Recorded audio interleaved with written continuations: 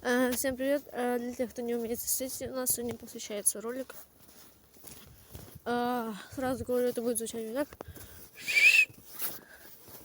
так. Нужно как бы сжать губы вот так, но не сжать, чтобы посередине была дырочка. Это такой способ.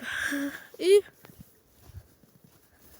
вывернув вот так язык, немного в сторону горла, выгнув прямо его, мы произносим ш. Только без голоса.